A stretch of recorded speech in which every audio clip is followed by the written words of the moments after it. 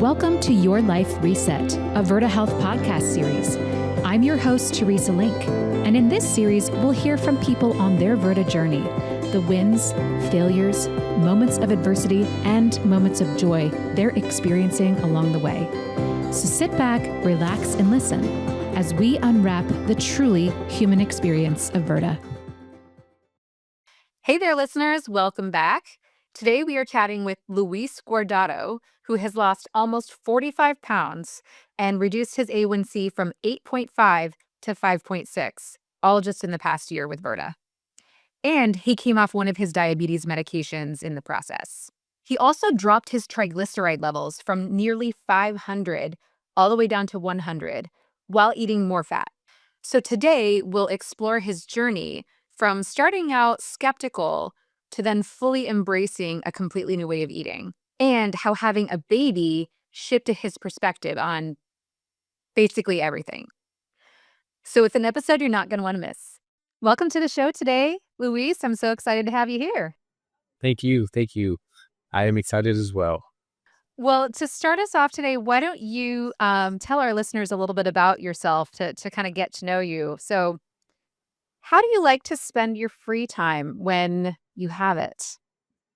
Most of my free time, at least previously, I would do a lot of video games. So I play a lot of games. I have a computer, I have consoles, I have everything you can think of game related. The whole But setup. also the whole setup. I spend way too much money, to be honest.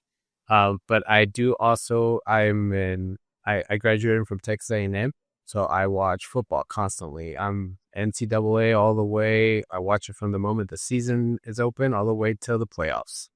Awesome. Is A&M in a playoff this No, year? I'm sad. Are they even close? Were they in the top 20? Okay. I was just We're curious. not going to talk about it's that. regular. It's University of Texas that's been doing so well. Okay, sorry about that. And Hopefully then you that's just not. made it worse. Ah, You just sorry. gut punched right there. Okay, we'll move on. You love football. You're in Texas. And you love gaming. So awesome. Well, one thing that we've talked previously. You've been on a couple of different webinars and things like that. You've talked about your journey to a few different audiences for Virta and for some of our members alike. And so now I'm excited for you to bring that story to all of our listeners on our podcast today. I wanted to start us off with a question about how you were kind of skeptical in the beginning. You mentioned you tried different approaches to losing weight and to trying to improve your health in the past. So what made you decide to go with Virta? How is that different? To be honest, I wasn't sure about Virta, but I had previously tried other programs that kind of had the same situation or the same sort of setup where it says, you're going to have to do this, you're going to log your meals, you're going to be keeping track of everything and see how it goes. This is not my first program that I've tried, and most of them did not work at all, if any. So I am very skeptical, so I like to prove people wrong. So when I Okay. see an opportunity to show that it doesn't work, I like to do it. Well, that's any good scientific experiment, right? You're trying to prove your hypothesis wrong. Uh, so nothing wrong with that. What were some of the things that, made it so, what didn't work for you in some past attempts? The food logging. Food logging was a very big one that a lot of programs did. And I tried to do it and keep track of it. But every time it got busy, it just became harder and harder to keep tracking it. And then I slowly got worse and worse. And then whenever I asked for any kind of like information or kind of advice on how to proceed to make sure I don't remember, I didn't really get much advice other Okay. than, well, just put it in your calendar and you'll remember. And I was like, well, okay, if that was the situation, I would have done that from day one, but it Yeah. just doesn't work. Yeah. It's tough when you don't have that feedback, right? You don't quite know how you're doing, if what you're doing is making a difference. Yeah, that's tricky. So how have things been different for you um, since you've joined Virta in terms of, hey, it's different. It's been working for you. What kind of made it different for you? I think the contact within my coach is what made a big difference for me Okay. because it's not just I'm not a number to the program. I'm a person and everyone's different and unique in their own way. So whenever I talked to Mike, who's my coach, he was like, "Hey, I just want to let you know we're not all perfect. This is how it's going to happen. We're going to try to get you there. If you fault or if something happens bad, just pick yourself up and keep it going. If you ever need anything, feel free to reach out." So it's that the idea that there's somebody there that you can reach out to whenever you're either hitting those lows or you just don't understand what's going on and don't know how to move forward to make sure you're still doing good in the program. Yeah, and to help keep you accountable, right? Oh, Yeah. And not just what you're eating, but how your body is adapting to what you're eating, I think is yeah. so helpful to know.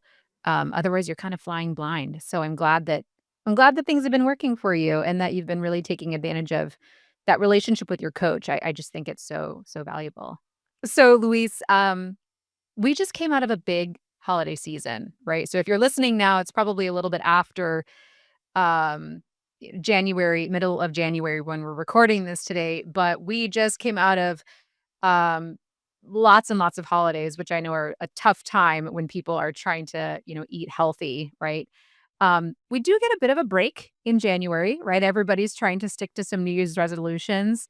And so January tends to be a pretty good one in terms of not having tons and tons of events and goodies and junk foods all around. But, before we know it, we're going to hit Valentine's Day, where we're going to be bombarded with, chocolate hearts, and then, Easter, where we're going to have, Easter candy lining all of the shelves. And, before you know it, we've got barbecues in the summer and vacations and things like that. So it's almost like there's just really never ever a break from those special events. So my question is, um, how have you been able to make that work? And, what kind of advice might you give other members who are kind of dreading maybe some of these special events or holidays that are coming up so that they can really continue to feel successful and stick to their goals? I think the biggest one was just know that you can talk to people, if it's friends, if it's family, they can understand the situation and what you're trying to do. I do have a big support system within my family with my wife and her family. Anytime we go to different events or something, there's always a dish or something that either my mother-in-law would make or I would bring with me to make sure that I have something to eat. But also understand that no matter the events that you go to and the foods that's there, there's something that you can eat. It's just a matter of doing your homework and making sure you're prepared ahead of time so that you know what to look for. Because there's always fruit trays, there's vegetable trays, there's stuff like that. You don't always have to eat it with like the ranch, but you can mix and match and make a whole dish out of things that you can eat without putting yourself in that situation that's bad for you. I love that you mentioned bringing a dish for yourself and perhaps something that you can share with others. I always find that whenever I bring something that's low in carbs, it's always this delectable thing that other people want to go after, and then before you know it, there's nothing left. So, but bringing something for yourself and for others, I think is just such a great strategy. In addition to, there's typically always something that you can find to make it work. Um, Okay, so Luis, you talked about how you've had really great support from your family, and that's really wonderful to hear. I think one of the toughest things for a lot of people have been desserts. Desserts are pretty much everywhere around the holidays or other special events, right? Um, how have you kind of navigated that situation? Are you a sweets guy? Is that something that you kind of have always enjoyed? I am very much a sweets guy, and that was one of the biggest concerns for me because I love bread, I love candy, I love anything that has sugar in it. So, but that's also how I got in the situation. So just trying to find ways. I know whenever I was going to different events and everyone was bringing a dish, I looked up the Virta app for anybody who's using it. There is a whole plethora of information that includes different recipes. And I actually found a cheesecake recipe in there that because I love cheesecake. So as soon as I saw that one, and I know my numbers were a little bit better, I decided let's give it a try. let's try a small piece and see how it tastes like. And ever since then, I bring that everywhere I go to any friends get together and say, hey, look, I brought dessert. It's good for me and you're going to enjoy it. Let's try it. Oh yeah. Oh yeah. I love uh a good low carb cheesecake because you can modify it in a ton of different ways. You can add pumpkin in the fall, bring it to Thanksgiving possibly. You can make it I think there's like a death by chocolate cheesecake that you can make. You can add like strawberry sugar-free gelatin. I mean, it's so versatile. What was the first, let's say, sweet treat or dessert that you tried to make since you started Virta? And how did it go? The cheesecake was actually the very first one. Really? Okay. I went through everything and I was like, no, no, no. And then I saw the cheesecake because I've always enjoyed cheesecake. The first time it went horribly wrong. It Okay. just I feel better now. everything. I was like, I'm following the directions, and I looked at it and I followed it, and then it looked like it was sludge, and I was like, I don't know what I did wrong, and But I did it didn't taste good? test. It tasted good, but it Uh-huh. didn't look good. So it was Yeah. my own failed experiment that I ate in shame and said, I'll do better next time. Well, it tasted good, and it was a heck of a lot better for you than a sugary cheesecake.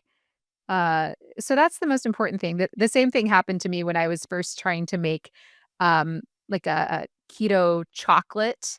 It looked horrible, but I thought, "Oh, wow, this actually tastes really good. I can figure this out and actually make it kind of look decent and maybe bring it to some events." Um, and that gradually turned into something that was one of my favorites. Another thing that I think was the very first kind of sweet that I tried was, something that's called cream cheese clouds, and it's as simple as cream cheese mixed with, I enjoy using erythritol, but, some people will use, granulated allulose or, stevia, things like that, and just those 2 together, maybe a little bit of vanilla, um, for me was just like a total game changer, and if I don't have a lot of time, I like to have those in the freezer too. They're really, really great, but, kudos to you to really starting off with the cheesecake, and now you've got a really great thing that you can bring to really any kind of occasion. Hopefully, you get a slice before everybody else goes after it, right? I'd say that's probably the biggest challenge. The slice is gone before I bring it in. Oh. I already Oh, had good. my. Good. Excellent strategy. Yeah. I'm Excellent guaranteed strategy. at least one slice. I think that's really, important to at least pay attention to the fact that there could be desserts and find out, is that something that could be an issue for you? Or if you're not a dessert person, then maybe it's okay to just, steer clear of it. But if a dessert is something that you really have always loved, I think that's a great thing to try to prioritize so that you are feeling like you can still, participate and you can still have something, to enjoy with everybody else. Yeah, so thanks for sharing. Okay, I wanna switch gears, Luis, and talk about your recent big change in your life. You and your wife had a baby, a little boy, 2.5 months ago, I think you said. So congratulations, by the way. Hope you are getting some sleep, even though you're probably not getting as much as you would hope. But how has this changed your perspective, becoming a dad, on your health? It's made a big change because before it was just me and my wife. I mean, yeah, we're moving on and everything. It's about what we can do. The moment my son was born, it's now about what can I do to be there as long as I can for him to see those milestones as he grows up, to see him graduate from high school, from college, if that's where he wants to go, and then continue going through there. So it's now how can I prolong my health as much as possible so I can be there and witness those events for my son as he grows. So you had mentioned that you are quite the gamer, and also that, kind of before you really transformed your health, you were spending the vast majority of your time, indoors, gaming. And now it's nice for you to be able to smell the fresh air, get outside, be more active. So, what sort of activities do you really look forward to doing with your son as he gets bigger and as you're really embracing this new quality of life? So there's a lot of sports that I used to do before. My weight got to that situation where I couldn't do as much. Racquetball. I used to play racquetball quite a bit. I used to play golf, and I've ever since once I was better because of Virta, I was able to pick up disc golf. So these are Okay. all different things. I also played soccer. I don't know. I'm Okay. not very good at soccer, but I can kick the ball. That's all that counts. Exactly. Um, And run in the right direction, ideally. ideally. Yes. So I mean, there's a lot of I used to be very active, and I would always put myself if somebody invited me, hey, let's go play pickleball. I was like, I've never played it. Well, I guess I'm about to go learn it. So I'm always open to things. So with my health being in a better situation or position, I want to make sure that my son has those opportunities so we can both enjoy those times. And it's a great way for you to really instill that value with him as well as he grows up. He'll see, hey, dad's been really active. Dad loves to golf. Dad loves to do play pickleball or racquetball, and it's something we do together. And then that will be instilled with him hit within him too as he grows up. And hopefully that will really influence him to want to be an active guy as well and really kind of follow in your footsteps. Hopefully it does. Hopefully it does. So, Luis, you are a young guy. You're a young guy. You've got the rest of your life ahead of you. When you think about the next 40, 50, 60 years, what do you want those to look like? What are some of the dreams that you have for yourself? I think the biggest one is more towards my career and making sure that I can make that impact. So, I don't know if you remember, I currently work for Texas A&M. So I part of it is I actually work for the admissions part of the office, and I went to college at A&M. So I want to make sure every student has the opportunity to earn an education. So my biggest one is outreach, but that requires a lot of traveling. That requires a lot of movement. Going from one place to the other, making sure I can stay active with everything and meet with all the people that I need to. Yeah. That requires a lot of energy, I imagine, too. Yes. Yeah. Both mental and physical. Hard to do that if you're just sort of feeling like can't really gotta get out of your chair a whole lot or have a hard time going up and down the stairs. You need that energy to get through the day and to bring that to the students, I imagine. Very much, yes. So when you think about your life, again, the next 40, 50 years of your life, what are some things that you hope to do? Maybe places that you want to travel or milestones that you hope to achieve that maybe you thought you might not be able to do in your lifetime? I think the biggest one was travel abroad. I'm a big soccer fan. I follow the Mexican League a lot, but there's one international team that I follow, which is FC Barcelona. I will like to at one point go to their home stadium and actually see a game played there. That sounds amazing. And who doesn't wanna go to Spain as well? Are you gonna bring your whole family? Maybe we'll see how Maybe. good they are. We'll think about it and see if they can appreciate the good sport of soccer. We'll consider they stay at the hotel, and then I'll get Okay, to enjoy that. At least they come okay. along Oh, there you go. They can do their own thing, and you can go to to the the game. game. That sounds fair. So you've been very successful over the past year. You've made a lot of changes, and you've really demonstrated the need to be flexible, right? To kind of adapt to different situations and make it work for you. So how have you gone about doing that, maintaining that flexibility so that you can have a sustainable lifestyle change? I think a lot of it is with resiliency, just making sure that I have that determination that I can do it. And if the moment I start saying that I'm being negative about it and say I can't do it, then you'll eventually get there. You won't do it because you can't. The other thing is the why. So my biggest one was always my family, my son, which wasn't born to just recently. That's who I always have in the back of my head.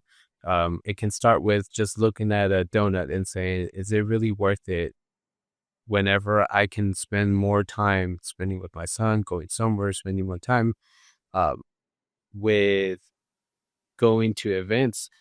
And is that donut really the cost of taking away that time that I could have had with my son? Because I'm not able to be healthy enough to travel, to move with him, be active with him. It's a really powerful visual. I think it's so important to have a why that connects you with some form of quality of life that you can think about, is this worth the trade-off that I might experience, right? And a one-time deal or, eating a few things that maybe aren't the best choice for you every now and then, not a big deal. But when you think about those patterns and what it is that you could potentially lose, what you could miss out on, that's such a powerful motivator, I think. So if we can get more and more connected to the most specific why, I think that can just make us even more successful. I visualize my mom every time I think about how do I want to live my life. She's 70 something. God, she'd kill me. 72, 73. We'll go with 71. And she is a power lifter and she could probably lift a car and she's about 110 pounds. She's tiny, but more active than I'd say most 20-year-olds, and that is how I wanna be when I'm her age, is to have that amount of vitality, that energy to be able to keep up with pretty much anybody. Um, she needs to do it for her grandkids who are all 5, 5, and 7, so not a whole lot of a choice there. But it's a very specific why for me, that kinda keeps me going as well. So thanks for sharing your why, and I think that's really important for all of us to have. So to wrap us up today, Luis, you've been again really successful over the past year. Tell us about what have been the biggest life changes that you've experienced since starting Virta. I think the biggest one for me, which I know not a lot of people talk about, is my mental health. Okay. Because when I was at home, when I was overweight, I didn't have the energy, I didn't have the motivation. So that started to creep in and technically into depression. So depression was a big one. And the worse that got, the worse my situation was because I was just kept going down that spiral. Once I started working on getting my health, getting everything checked out, I started becoming more active. I started becoming more energetic, more happy, more lively. Not as, I guess, it wasn't affecting me as much where I didn't feel down on myself, but I was more of like, I'm proud of who I am and where I've done so far. So I want to keep that as my motivation to keep it going. And by doing so, my mental health has honestly been the best in a very long time. And I'm able to say, I got out of this slump once. I just have to keep it going to make sure I know what it feels like to be down there. I don't want to go back down that same road. Yeah. Mental health is just so I think we take it so much for granted and how important it is to feel good. I think we all deserve to feel good every day. I'm not gonna feel great every single day, right? We're gonna have off days, but when we can really prioritize ourselves and our health and say, "I deserve to be taken care of. I deserve to feel great." It really, really makes a big difference in your overall mental state, and again, you mentioned resilience before, just wanting to keep moving forward. So, do you have any advice for people who are tuning in today and might be considering making a change, but maybe they're a little skeptical too? Start small. And even if it's just, if you're considering Verta, just look at their website, look at the information, even if it's just taking a peek, because that can lead to something more. And then once you start doing Verta, start small again. Think about one meal instead of worrying about the whole plate in general. Think about one item that you can swap out and then do be Verta healthy, and then eventually you'll start swapping all of the items to the point where you now have a very healthy plate. And then there you go. That's one meal. So now you start with the next meal. So everything has a slow progression, but you have those milestones of like, I did my first plate, I'm happy now. Or I have done my full day where I did everything for the health foods, and my grocery lists are now becoming more healthy wise towards Virta foods that I can combine to make great dishes. That is such great advice. Thank you so much, Luis. And I think we can end on that. Start small. It's a great way to think about lifestyle changes. And if you're ever not sure where to start, right? You can always reach out to your coach, trusted friend, someone who's maybe been who's gone down a similar path. So it was such a joy to have you on the show today, Luis, and you're welcome back anytime. I'd love to chat with you again, and see where you're at a year from now and how your life has changed because you'll have a over a year. Your son will be over a year. Life will be Over a totally year. different. That a big difference, Yeah. and I'm sure a lot will change. Yes. Yes. Well, thanks again so much for being on the show, and I look forward to seeing how things continue to go for you. Thank you for the invitation, and always willing to respond, and I'm always wanting to provide updates. Thank you. If you enjoyed this episode, be sure to subscribe and leave us a review on Apple or Spotify. And if you'd like to regain control of your metabolic health and feel like yourself again, check us out at Virta.com. That's Virta.com.